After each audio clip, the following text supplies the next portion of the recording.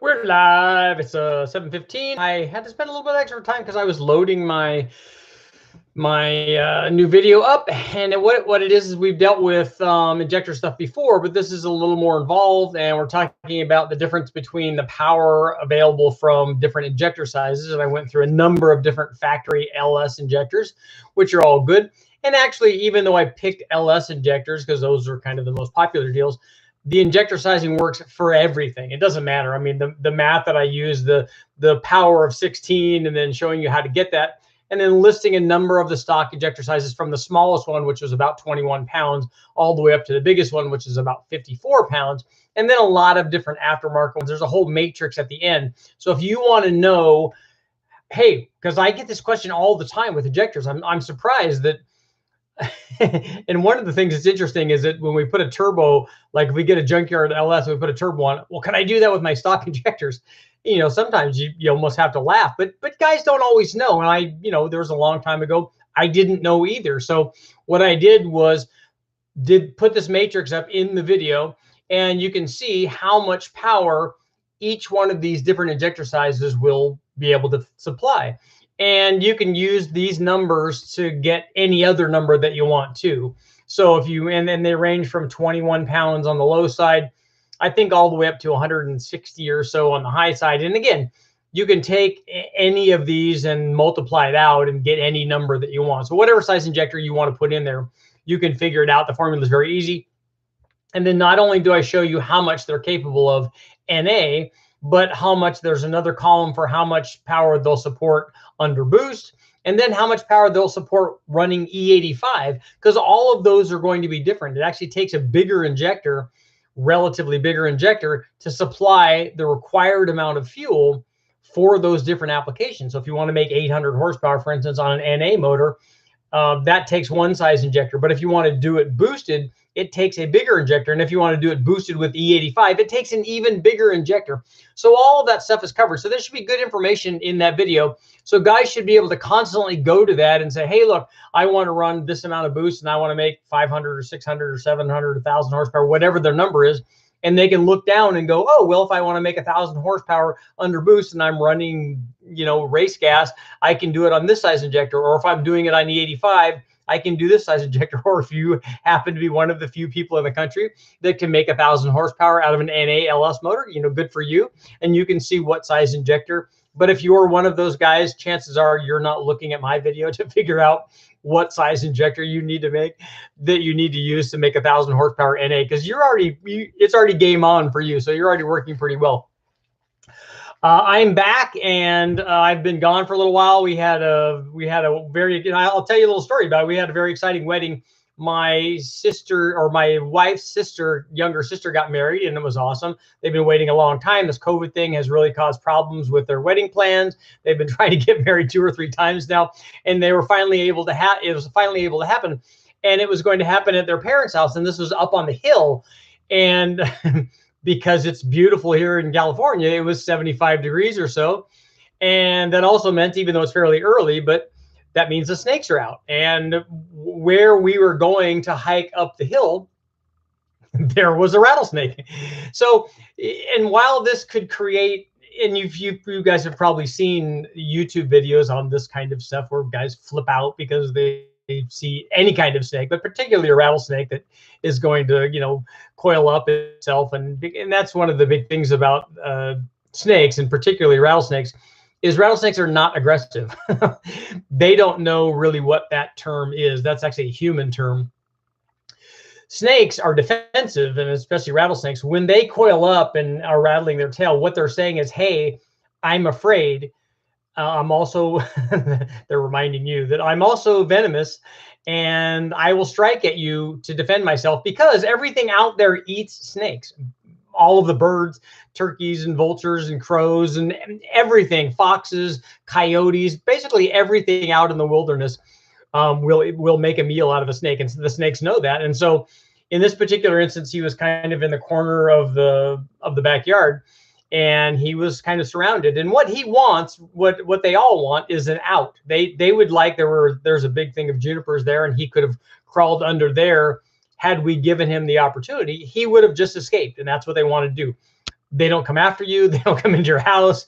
You know, they don't flag you down and try to attack you. They don't do any of that stuff. They just don't want to be picked up, and they don't want to be bothered because they don't want to be eaten. All they see is something big coming at them.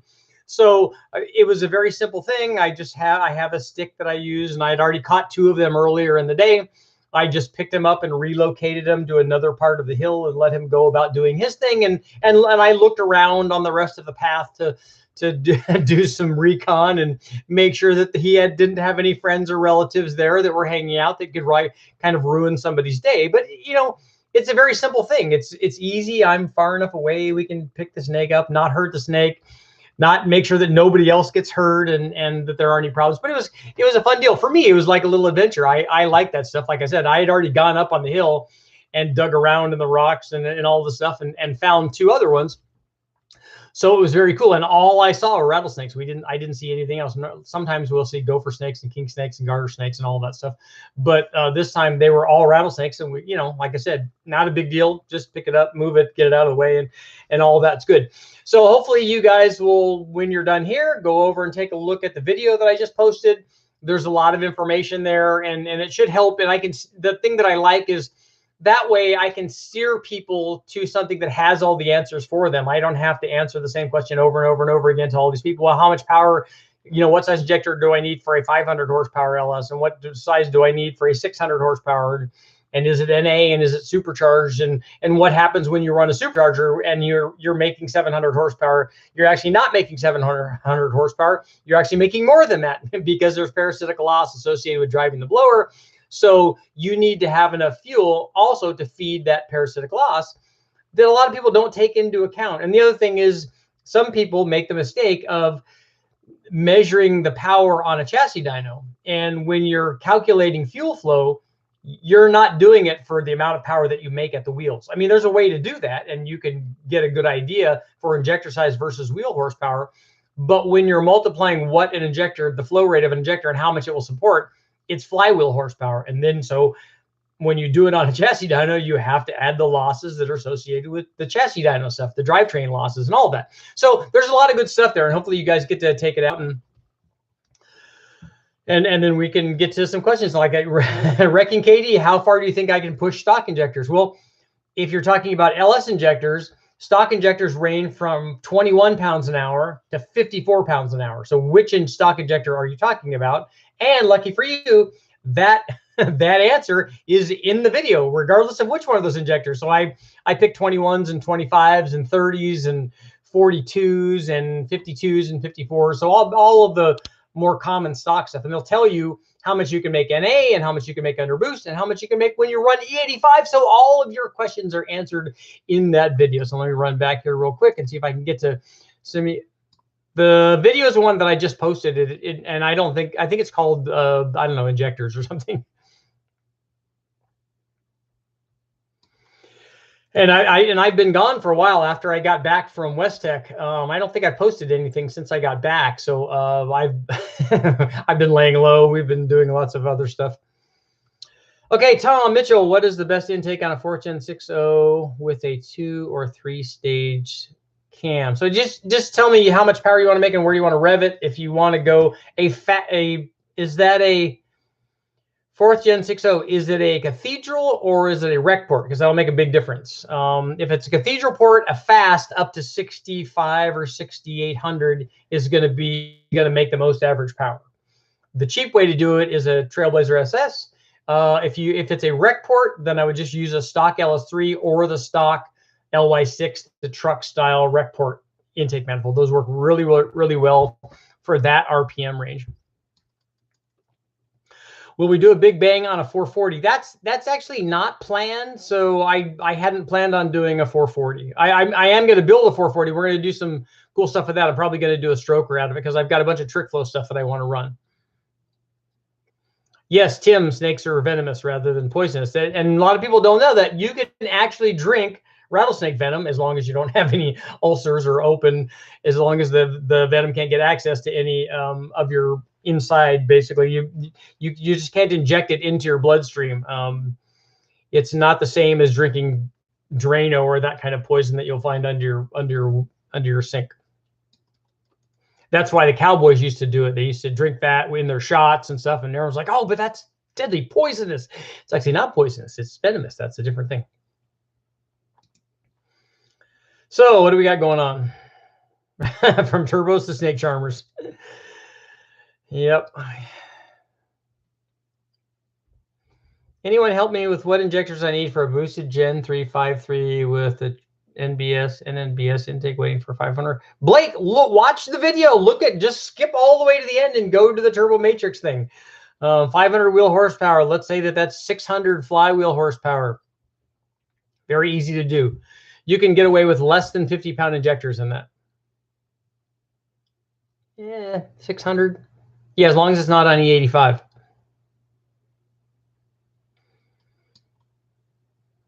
Yeah, David, we have, I probably catch 100 or so a year. When I used to have a snake log that I documented all of them, where they came from and all that stuff. And about 75 or 80% of the snakes that we get are rattlesnakes. I'd rather not catch those because they're not fun to play with. They don't they don't want to cooperate, and you don't want to make a mistake and have one bite you. So I'd rather catch the king snakes and gopher snakes and all of that stuff. And a boost should affect valve spring pressure. Nick, I did go over that in the video, but is there a downside to running big injectors? If the injectors are too big, then you can run into issues on the other side of the RPM range, on the idle and drivability stuff, because a lot of times they don't want to run a low enough pulse width to be effective there.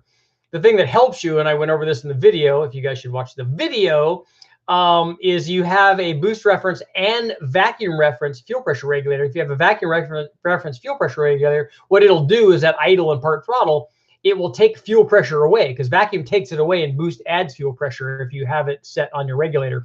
So taking fuel pressure away lowers the amount of fuel flow to the motor. So that will help you on that low side when you have a bigger injector. But we always go bigger than we need in the injector. Like if you're trying to make 800 horsepower, you don't do the calculation and only put an injector in that will make 800 horsepower. You put one in that will make 900 or 1,000. First of all, you're probably going to turn the boost up anyway, so you want to have a little bit of leeway.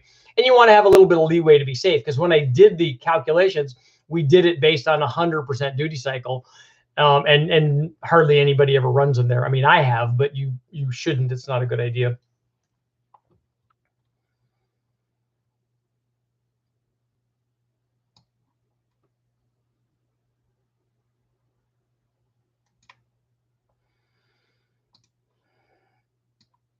Do you have injector data on GT500 injectors that you used recently, or was that not you? I may be confused. I haven't used stock GT500 injectors other than we ran stock GT500 stuff back with Kenny Bell and that, but I haven't run those in a long time.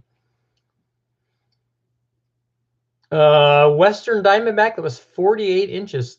That's pretty big. That's a 4-footer. That's good size. And Diamondbacks get pretty big. They're bigger than, we don't see those in California. At least we see them sometimes in Southern California, on the very edges of Southern California.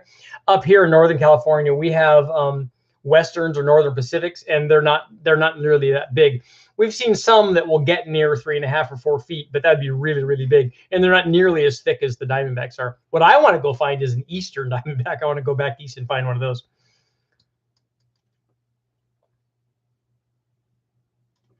Yeah, I do want to do a Coyote Big Bang, and I why does this thing keep doing this?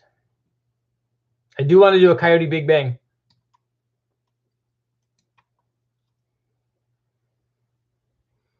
Let's see. I have 54-pound injectors, and I'm slightly worried that will be a bit much until I add a turbo. No, that's nothing to worry about. We've run 100-pound injectors on NA motors, and we can still tune them. What are your thoughts on an LSA on a stock 4th gen LY6? That should work good. I like to put ring gap in them there, especially if you're going to run lots of boosts. Jay, is it your birthday today? We haven't done a big bang on the K24 yet, but we are. What size carburetor do I need if I'm going from fuel injection to a carb on a 95 5-liter? If it's stock or mild, which means in the 300 to 350 horsepower range, which a lot of them are, a 650 works just fine. Sidewinders will come after you. Snakes don't have attitude, and very rarely would they ever try to attack something that's bigger than them. That would be very unusual. most people, when I see this, say that, oh, this thing came after me. It's not coming after you. It's you are in between it and where it wants to go, which is usually someplace to hide. And we've dealt with sidewinders before in the desert areas, and I think that they're amazing. I love the way that they crawl. They're very cool. But snakes do not come after people. They don't try to attack people. Does Rattler powder make you blind if you get? I've never seen Rattler powder. Do they make powder out of the venom or something? I've never heard of that. I'm not. Thanks, Jonathan. We're trying to do lots of stuff. What's the typical power difference between a fast 92 and a fast 102 on your average NALS? It depends on the power output of the motor you're testing it on. A fast 92 works really well. A 102 will make more power. It'll probably be 10 or 12 at anything below 600, let's say. But I ran that test recently, not recently, within the last few years. We compared the 92 and the 102.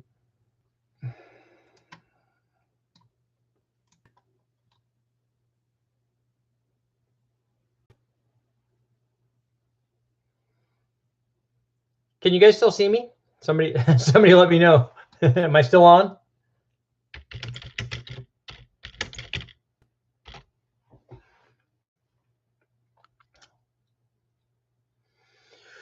Mountains, how do you prefer to plumb the fuel rail? When we were running our tests, we have a regulator and we deadhead it from the regulator. So the regulator is the return. You can also do it as a return system, feed the rail first and then run it to the regulator and then deadhead it. So all of that works just fine.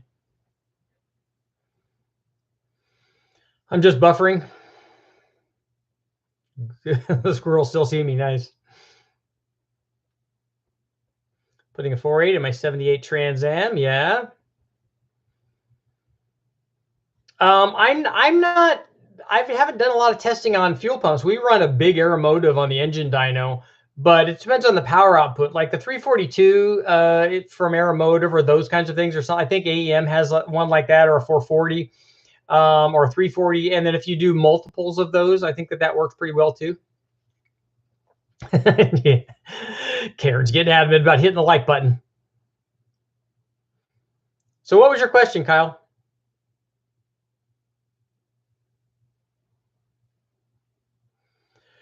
I don't know about the timbers. Now, why would they have both hemotoxins and neurotoxins?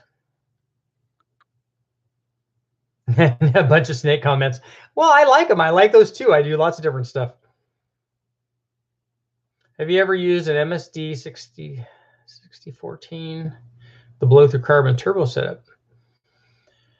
Yes. Does that 6014 have the map sensor on it?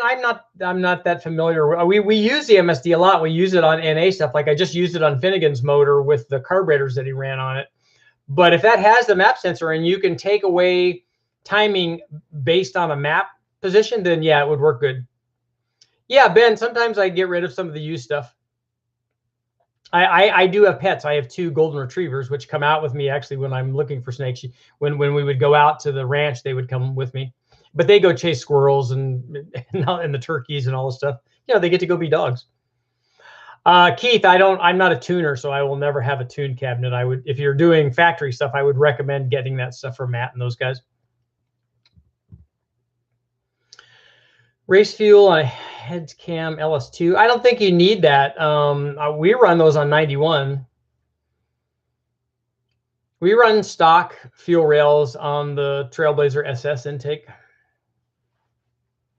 Could I use nitrous to help the low RPM range on a L83 turbo? Yeah, you can. Lots of guys use turbos. I mean, use nitrous, a small shot of nitrous to get it spooled up. And what they do is end up going with more nitrous. Does a twin GT35 82 max out at 100 horsepower? I'm assuming you mean 1,000 horsepower, and it should be close. They may do a little more than that because we've made more than 500 out of a GT35, especially a GT35 82. There's no news on the Big Bang L67 yet. We haven't run anything. No, I've only done Grand National testing on the chassis dyno.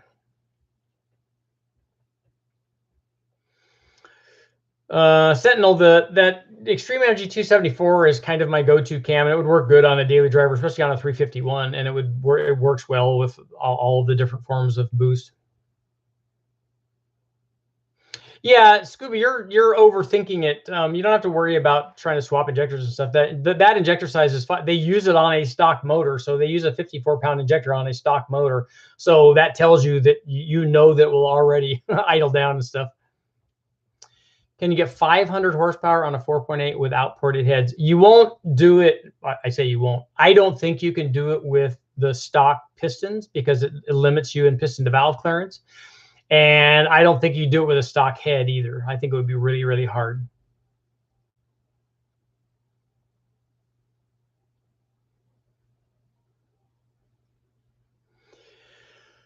I probably won't do anything on the Voodoo engines. Tom from Lucas Oil had one, and I know one other guy that has one. And if I did anything, it would only be on the chassis dyno, and it wouldn't be my car, obviously.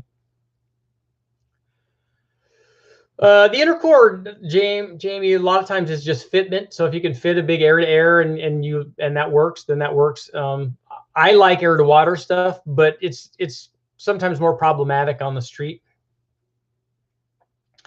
I don't think we can hook up a motorcycle engine to the engine dyno. We have run them on the chassis dyno, though. How laggy do you think twin VS Racing 7875s? That would be pretty laggy on a 5.3. Is an L76 tougher than an L3? I don't. Is an L76 still an aluminum block? If it's an iron block, it'll definitely be better.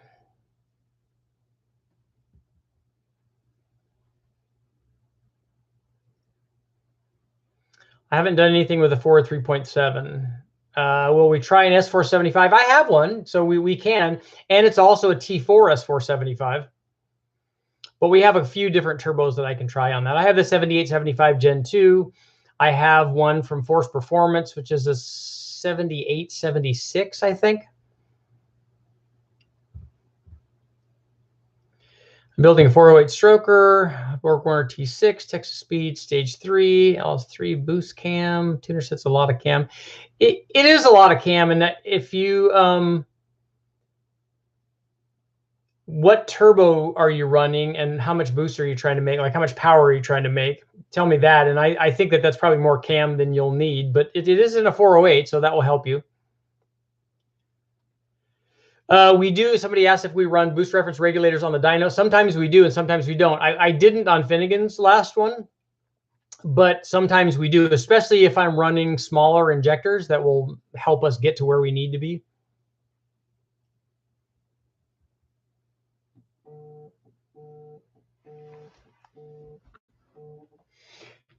Call for my wife, make sure it's not an emergency. Hello. Hi, love. Can I ask you a favor? Yep, I'm doing a live feed, but what do you need? Oh, no, never mind. No, that's okay. I'll call Noah. These guys will all wait. They know how important you are. Have fun. All right. Okay, bye. See you. Okay, that's taken care of. Let's see. Yeah, the diesel truck intercooler is good. That's a good call, Tim. The Ford one, a lot of guys were using that. We were using that on a lot of different things because it was inexpensive, and you could even get them directly from the dealer if you couldn't find them in a wrecking yard. Kevin, what's up? I'm debating on a custom EFI intake for my AMC 360. I like that already. Or a carb intake and bolt-on injection system and shooting for 600 horsepower. That's actually fairly easy with even just a blow-through carburetor. But if you want to run one of the blow-through systems, you can try that as well. Or what I would like to see you do, if there's if anybody makes a single plane intake for, or you can do it with a dual plane, and so you can put port injection in. I like that idea better. Brandon, our 525cc fuel injector clinic too big for a 6-liter? No, they're not. And a BTR Stage 2 with a Trailblazer. It's more injector than you need to feed the power output of that motor, but it's not going to hurt you. Like I said, we already have factory 52 and 54 pound injectors, so that's even smaller than that. So that we have bigger injectors than that from the factory. Admittedly, the 52s are on the LS9 and the LSA, but the other one that has 54s is an NA motor, though. How can I increase the compression on these Junkyard 317 heads? You can go, oh, you don't want to switch to dome piston, which I would not recommend anyway. You can put a flat top piston in it, which is, unless you have a LQ9, which already has a flat top, you can mill those heads. You can also change the thickness of the gasket. The common ones are an 053, or you can go to an 041, and that will help you with compression as well. Or you put 706s on it, or 799s. Ben, I don't have a shop. That's not what I do.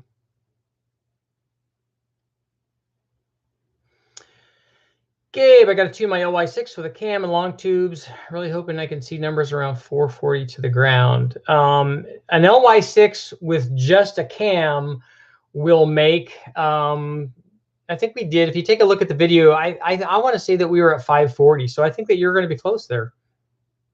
Weld the chambers and mill the head. 2020, that's crazy. What are you doing? And I appreciate you helping out. Just if you got a question, let me know, man. Yeah, Tim, you can go thinner on the gaskets. The thing I'm worried about is I don't know how far. A lot of times the factory pistons on the LS stuff, sometimes they're out of the hole, and they can be out as much as 10,000. Some of them are 3, 4, 5, 6, but some of them can be out 10,000. So if you go that thin of a gasket, I get worried about piston to head clearance. Okay, Indy does a single plane with nitrous bosses on the runner, so then you're almost there. All you have to do is hog them out and make injectors fit, put a rail on it, and you're all set. And actually, I think if you do one of those blow-through throttle body things, even though I'm not a big fan, but I think other guys have run them.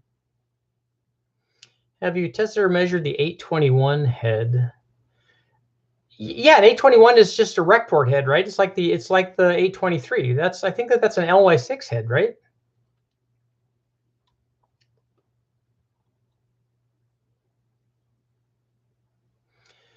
Jonathan, if your tune is right, and you're running that boost level, I don't think you're going to shorten the life of it dramatically. Yeah, Joe, that's what I was saying. I think that number is realistic. I think an LY6 with the stock head, stock intake manifold, just long tube headers, we put a good cam in it, and I think that it was like 540 the way that we tested at the flywheel with no accessories and stuff. So I think that in the 430, 440 is probably right there.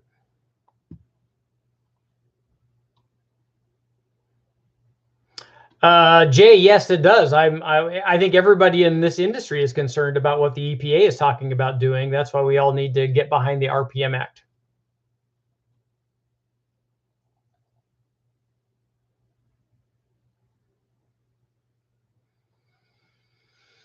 Daniel, most guys go about 30 thousandths on the cut. There's probably guys that have gone more than that. But you'd be better off just getting a set of 799 heads.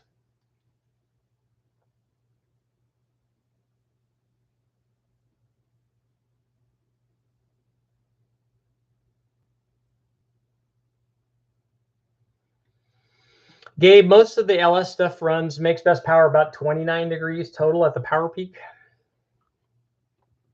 Might not be able to do that on the street, but that's going to be close.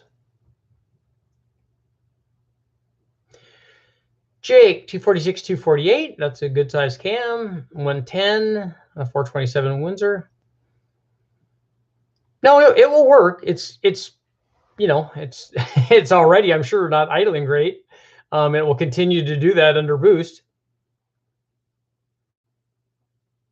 Would you ever test any of these performance throttle body injector conversions? Are you talking about the 4-hole throttle bodies with the injectors already in them? Because we've already run just about every one of them.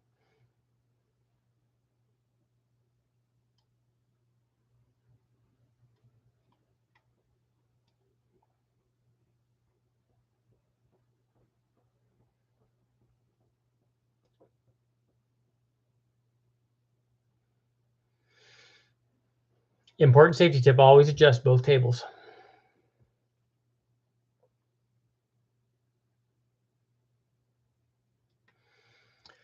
Do you dislike aftermarket TPI? I don't dislike aftermarket TPI. It's TBI, the throttle body injection, because they're hard to get running on a dual plane manifold. We found that they're not manifold specific. single plane and dual plane. We've found that they're not great on either one of them.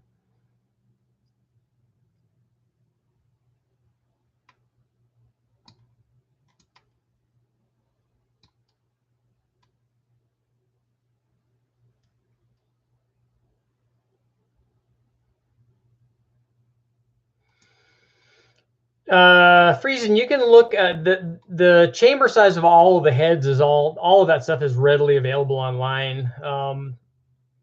You're looking at from the biggest to the smallest, you have a swing of about 10 or 11 cc's. So that's going to change it a little more than a full point of compression if you go from, let's say, a 317 or even a rec port head down to a 706 head. You know, you can obviously mill the 706 head to get it lower than that too. I think we've run some that are in the 50s, 56 or 57, if I remember right. Jonathan, what's the most fun on the street? The one that's the most fun on the street is the one that you have. It works, and as long as you get it running and it goes out and makes power and does all, that's great. But all of that is subjective. Some guys like turbos, some guys like blowers, some guys like roots blowers or positive displacement blowers specifically. Some guys like, you know, Prochargers or torque storms or those kinds of things. Some guys are only all motor. That's all I do. Some guys want nitrous. You know, that's all subjective. All of that is good. That's why we have all of them. That's why we don't just have one. Have I ever played with decapped GM injectors? Yes, we have. And it's hard to get them all to be the same.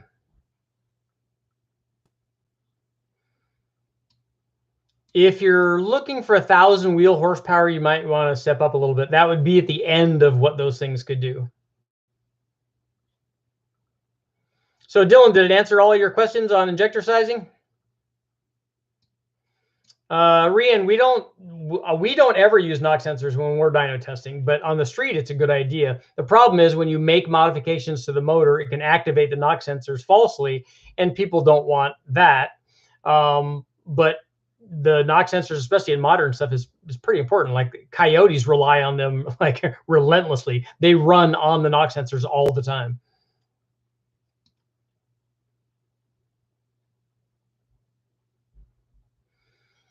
I'm sure the GT3582s are going to be T3s.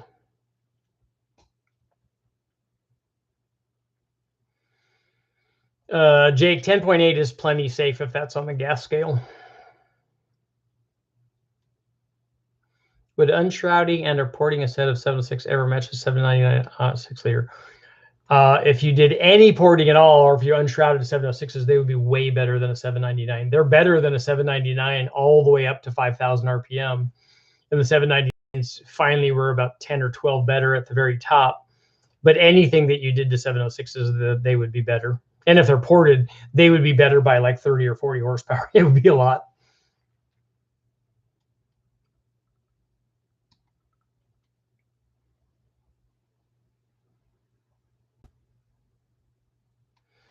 We've seen, the first set of really good ported heads that I ran was a set of 706s. They came from Brian Tooley back when he was at Total Engine Airflow. And I think that those things were flowing over 300. So that gives you an idea of, and they had the small chamber and they had all the stuff that was needed to make really good power. They worked very, very well.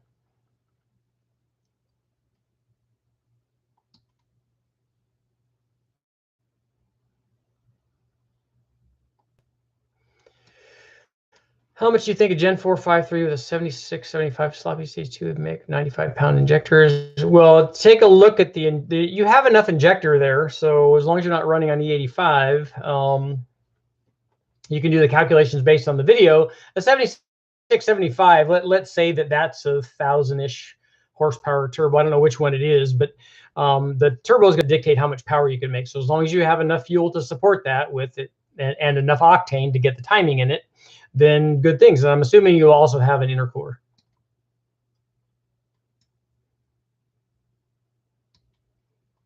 Ben, what's up? I'm a noob to the inside of the motor. The truck has an LY6 rec port. Is cam or supercharger better for an 8,600-pound truck? If you can, a cam and springs are usually the first things that people do. But if you can afford the supercharger, it's going to make much more of a difference. The supercharger from a supercharger, especially if you get a positive displacement supercharger. Sorry, I got lost there for a second. Yeah, that Karen, definitely. If you got the money, definitely get the supercharger. But if you have the supercharger money, then also get the cam. How close do the turbos need to be on to the way need the wastegates to be on a V8 system?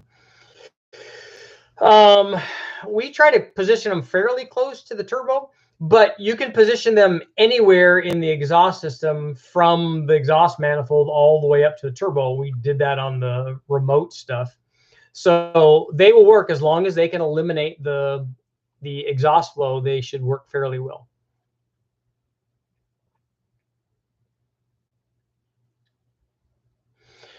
Yeah, 80s are getting close to. We say sometimes that we might be able to do 1,000 if we boost reference it and turn the static pressure up on the 85, but sometimes not.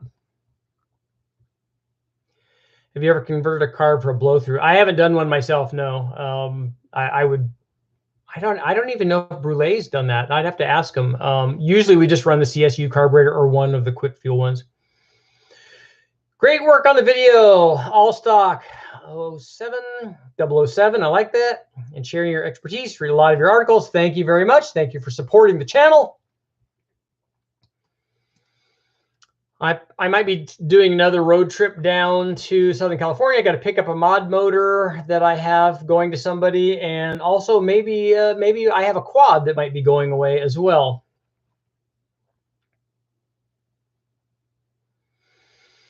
Yeah, Tim, we run into sensitivity problems on the knock sensors on the engine dyno, and it could, because we solid mount the motor, it wiggles around and shakes and makes noise, and there's lash in the coupler and the drive and stuff, and so all of that stuff seems to set the knock sensor off. Sunland, what's up? Did you polish your thrust bearing? I do not. We will sometimes take a little bit off of the thrust bearing just to get the thrust right for what we want, 4 to 6 thousandths or whatever, depending on whether it's a stick or an automatic. I'm concerned with my intercooler sizing. They said it's good for an 800 horsepower. It depends on who's rating it. A lot of times the cooler rating that they give is like a maximum thing, and it's fairly restrictive. Sometimes it's fairly accurate. What you want is a guy who's actually made that power and has hopefully taken some measurements before and after to find out what the pressure drop is and what the temperature drop is. That way you know. But intercoolers are good to oversize if you can. I know I'm really looking forward to the 4200 too. It looks like the computer and the harness for the 4200 arrived, and I have the flex plate, and we have the injectors. I have the exhaust. I got a guy making the turbo manifold for it, although first we'll run the stock exhaust manifold. I had somebody that has a bell housing for it, so I just need to get that over to Westex. So next time I go down, hopefully we can run that 4200, at least make some preliminary stuff. Yeah, we've run the boxes around the carburetors. Vortec and Paxton sold them so that you could, the carb enclosures, so that we could run them like that. The blow-through lid is a lot easier, especially if you're going to have to change jets and stuff. But you can use a regular carburetor if you have it inside. 6 minutes. I have to leave at 8 o'clock. Pablo, I have a bone stock Alum 7. I want to boost it and reach 600 to 650 horsepower. How many gap? You should run it at 28 thousandths or so on the ring gap, and that's easy with the cheap GT45 turbo. You can run a good intercooler. Injectors, put a set of 80-pound injectors on it, although for 650 horsepower, you don't need anything that big, but I guarantee you that you're going to turn the boost up. Have you ever seen a difference in injector spray pattern? I have not. We've tried what I call the pencil stream, and then we've tried the 20-degree cone and all these different things.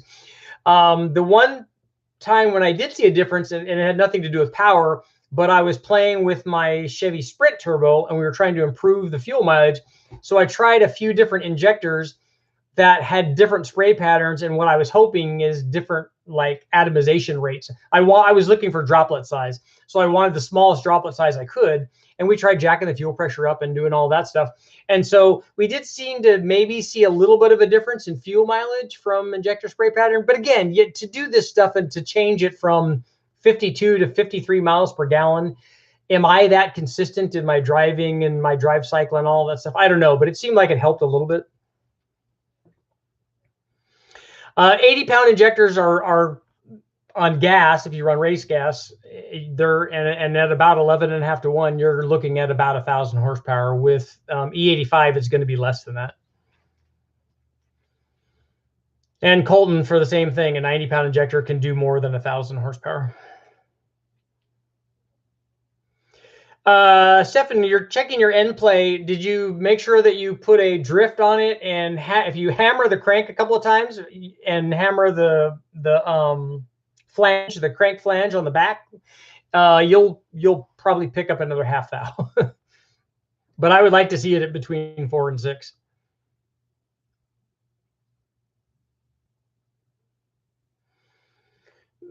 Jason, the stock fuel lines will supply the fuel that you need for that turbo and that 6-liter. We run stock rails and stuff all the time for that. See, even Karen's agreeing with me.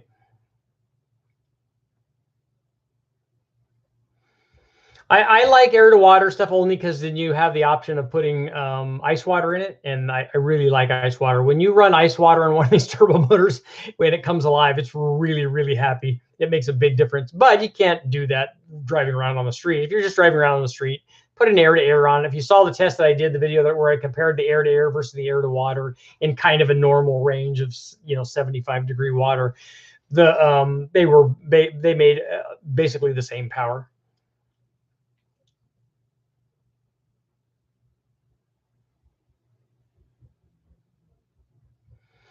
Happy to help, Craig.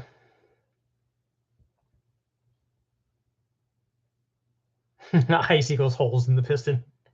Yeah, but there'd be super cool holes. It's amazing how much the ice helps, because I've done back-to-back tests where we've just run ambient water through it and then put ice water in it, and how much you have to change the injector duty cycle. You definitely have to add fuel. Yeah, Thomas, that's called decapping the injector, and they usually have to machine it off, and it will definitely change the flow rate of the injector, although it's really hard, like I said, to get them all to flow the same after you do that. Don't be stupid anymore. We got a big drop in charge temperature, and you're looking at, it could be 40 horsepower or more, depending on what power level you're doing it at. The higher the power level, the bigger the gain is going to be, because the bigger change you're going to get from charge temperature.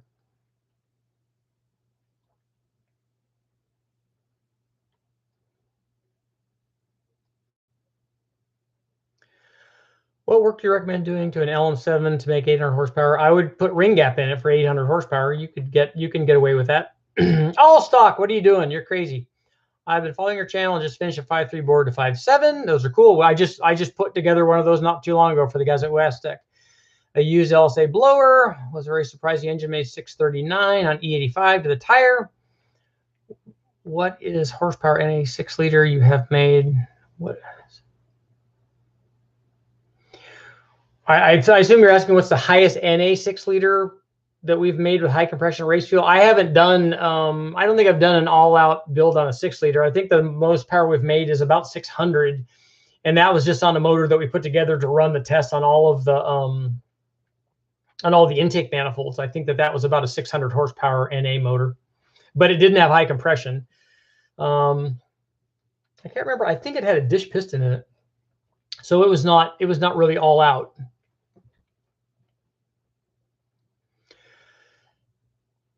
Colton, I've heard things about using LS9 head gaskets on smaller bore engines. We've used them a lot, so we haven't had any problems. We will have more on the Nova. Jason, what's up? Thank you very much. Should I really re-gap the rings on a high mileage 5.3 for a turbo? I always do. And if you saw the video that I posted on Finnegan's motor, that was a crate motor. It was a fairly, well, I should say it was new. It was in a boat for a long time, so they were running it around. It was obviously used, but it wasn't a 200,000 or 300,000 mile thing. But when I've taken some of these motors apart at even at 200,000 or 300,000 miles, the ring gap's still fairly tight. The one on Finnegan's was 13,000. So I'm surprised we got away with what we got away with on the dyno. That's really, really tight, and that will definitely break if you try to run boost on it for any period of time.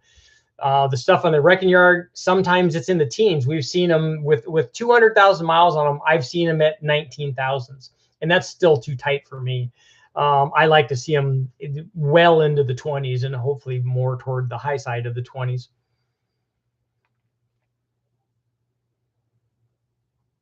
Engine power loss through drivetrain and best combination for maximum rear wheel horsepower. There's a video already up where we went from the engine dyno to the chassis dyno, so you could take a look at that if you could find out what the drivetrain loss is. There's a big variation in drivetrain losses because there's a big variation in the drivetrains that people use. So if you use a 9-inch, it's going to take away more. If you use an automatic trans or a 4L80 instead of a 4L60, that's going to be more. If you use big heavy tires and wheels, that's going to be more. All of that stuff is going to change how much power you lose going through the drivetrain. Yes, definitely on Tipsy, definitely a Turbo 300 is in the works. August, you don't really need different heads or intake manifold for 800 horsepower on an LM7. The factory truck manifold, the factory heads that you have, put springs on it, put a cam in it, and then all you have to do is turn the boost up and you'll easily get to 800 horsepower.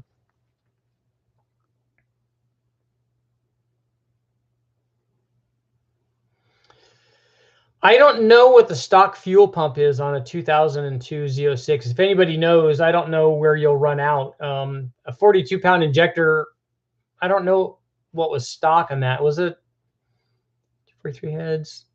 Was that a stock LS2 motor in that? Or was that originally a 5.7? I can't remember in 2002. So they would have sized the pump at least to feed the 400 horsepower level. But that's not much. I don't know what that pump size is. Yay, CA434, the 4200 power. The present arrived. Yes, we have and I announced that earlier that the fuel injection and the harness have arrived at West Tech, which is good. So I think we have almost everything there. All I need to do is make a call and get the bell housing over there, and I think we're good to run. I should have taken, while I was there, I should have taken the stock injectors out and flowed them on the machine, and we'll do that. If not, I have other injectors. We don't gap the oil rings. We leave those. Just make sure you have a minimum of about 15 thousandths on the oil ring. 5.7. Okay, so it was an LS6. Okay, but it's still 405 horsepower though, right? Or they were 385 and then 405, I think. John, I'm new to your channel. Love the content. I want to know if you have a video on basic things you need to do on a junkyard engine to support turbo or twin turbo application. Here's what you need to know. You need to change the cam, which would be good. Change the springs. Put ring gap in it, so you need to take it apart. I always put head studs in it. I always go with ARP head studs. I know that a lot of guys have run the stock stuff, and we've run the stock things. On Finnegan's motor, we ran stock head bolts in it. But I ran stock head bolts that had never been touched. They'd been put in by the factory and then never redone after that. And in my opinion, if you take them out and redo them, I think something goes away. I think you lose a generation every time you take them out and put it back in. And I've done that a lot. We've reused them a bunch, but I don't normally use them on turbo stuff. We've run them a lot on NA stuff. But I'd like you to do gap. Head studs. I usually replace on a high mileage one. We usually replace the head gaskets too. I know Matt doesn't do that, or he reuses them. But when we take them apart and take them off, it usually peels a bunch of the facing off of the gaskets. And so I don't like reusing that. So I do a razor blade rebuild on it. We just clean it up with a razor blade, make sure most of the stuff is off, and then put a new head gasket on. We'll use the LS9 head gaskets or the Felpro stuff sized for that bore, and then put it all back together and just add boost to it and have an intercooler. I would recommend E85 if you can run that, if you have that, and all that should work out good. You'll need 60-pound injectors for the installed tune on the MS Pro. Cool. We can do that.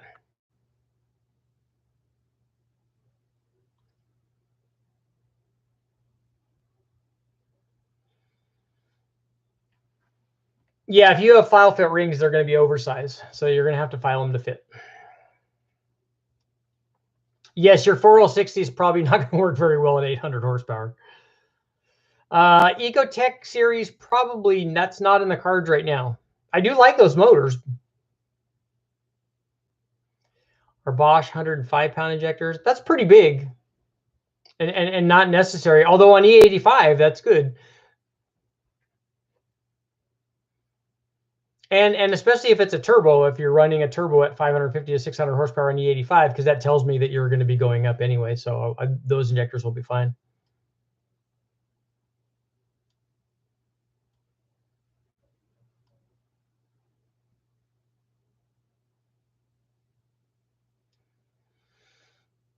Yeah, 450. You should try it. So sometimes that might 450 liters per hour for 1,000 horsepower. That, I mean, the math works out, but a lot of times when you run them on the dyno, that doesn't, especially on the chassis dyno, it doesn't get you where you need to be.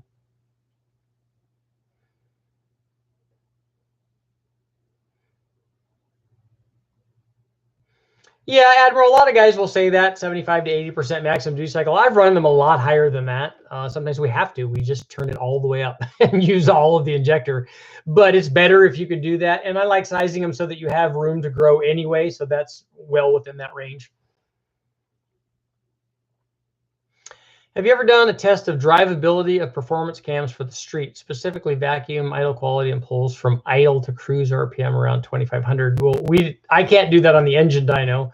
That can be done on the chassis dyno, and it can be done obviously out in the street. But I have not done that. When I did the big cam test, when we tested all stock cams, we measured cranking compression and idle vacuum. But even idle vacuum doesn't tell you how it takes throttle, and a lot of that is going to be tuned. If you have a real good tuner, he can work around some of those issues that are caused by big performance cams. 900 liters per hour, that would be enough.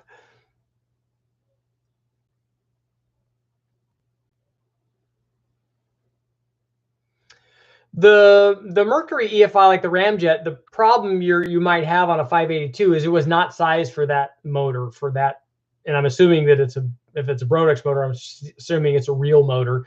So the Ramjet is going to be very restrictive for that. It's a long runner manifold designed to promote torque and designed to run on more like a 454 than something like that. So I don't know that you'll be real happy with that. I think you might be better off if you're running EFI to run an EFI like a converted Super Victor or something like that. Kevin, ductile iron main caps handle heavy torque. Are you talking about the factory LS caps? Because if that's the case, yes, they will handle lots of torque. I've never run a sloppy stage 3 cam. I do have an appointment at 8. It's a few minutes after. Karen, I have not, other than in my own truck. But the things that I've done have nothing to do with the tune. I've done, pumping the tire up and folding the mirror back and taking the wipers off. And the best thing that helps the most is changing the speed that you drive. So if you don't drive 75 and bring that down to 70 or even 65, you'll see a big change in fuel mileage. My truck is a 4-wheel drive and it's a 5.3, and it will get 20 miles to the gallon on the freeway if I drive it properly. And I haven't done anything to, like, I don't have an air fuel meter hooked up to it, which I should, because I have one. It'd be interesting to see what the cruise air fuel is. So we could do things to make that be 15.0 instead of 14.7, if that's what it is. We could try some of that stuff. I did a lot of fuel mileage stuff on the smaller cars, like the Civic VX and the Sprint Turbo. We did a lot of fuel mileage stuff with those.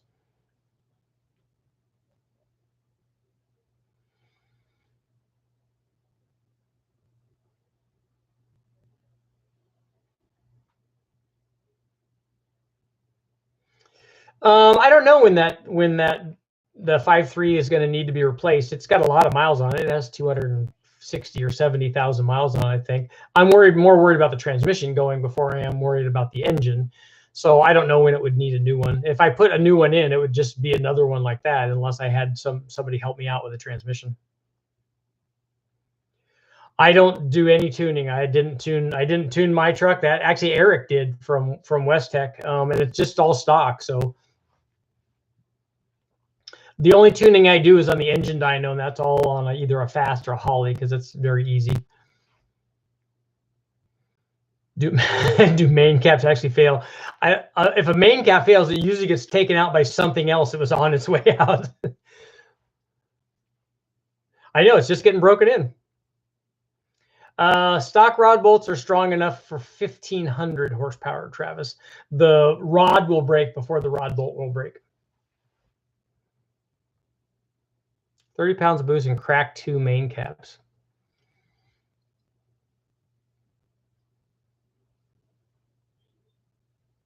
Yeah, Matt, my Civic VX was a lean burn. It would run 19-to-1 under cruise. Is a sloppy stage 3 better for an NA build or a twin turbo 5.3? How much power do you want to make, Lewis? And thank you again for the support. If you tell me the power that you want, it's more than likely, unless you're trying to make more than 1,000 horsepower, that's too much cam. You don't need that much cam to max out a 1,000 horsepower turbo combination. And you'll get much better drivability. If I wouldn't even run a sloppy stage 2, I'd run a different cam. I'd run a milder cam. I'd run a stage 1. Because with a stage 1 cam-ish, whatever that number is, you can make 1,000 horsepower. So all you get is you get that 1,000 horsepower, but you get better drivability, which in my opinion, I don't think the sloppy stage 2 is a great cam for drivability. Will you ever do any install with a Fitec or tuning? We've run Fitec stuff at Westech, but I've never done it. I've run their intake manifold, which is the sniper looking deal, but I've never run their fuel injection, I don't think. Would you be interested in testing a 582 with a Mercury 525 intake? The Westech guys would have to do that for you if you wanted that done. And the limit on rod bolt is related to RPM. You normally think that on rod bolts, but since guys are running stock bottom end stuff to 8,000, I don't know that. I still think the rod's going to break before the bolt lets go.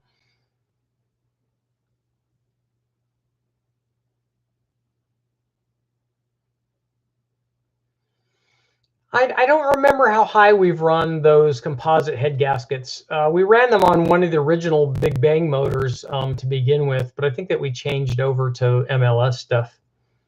But I think if you ran, 10 pounds or whatever, I think it'd be fine. Billet main caps, you can, it'll be stronger, but the block is going to distort. And I don't think that I know the main caps will move around when you get to really high horsepower. But I don't know if that's a function of the cap not being strong or if it's the block itself not being strong. Most guys that are running those kinds of power levels are running aftermarket blocks. So it's the whole thing needs to be stronger.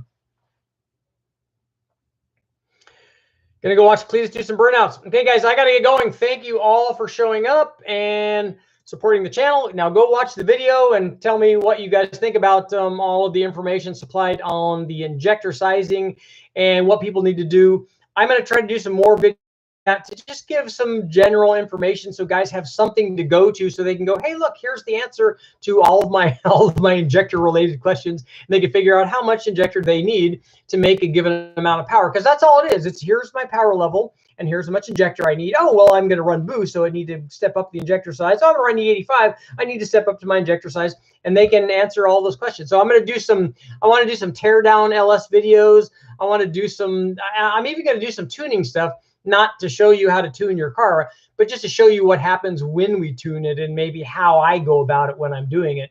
It's kind of a step-by-step deal, because people want to know what happens if I run this much timing versus this much timing. We'll play with a little bit of that stuff, so it'll be good stuff. Last question. Do you have any thoughts on the Fitec? I don't know what that question means. Does the fuel injection work? If it's programmable, I'm sure that it works. All the fuel injection, if it will give you the right air fuel and the right timing, then it will work. Those short runner intakes that they use on the LS stuff, that's like a sniper. It's going to lose power down low and maybe gain power at the top. Other than that, I don't really know, because I haven't done tear down of destruction is always good, but only if we have the destruction first, right? Thanks for showing up, guys. I will see you tomorrow.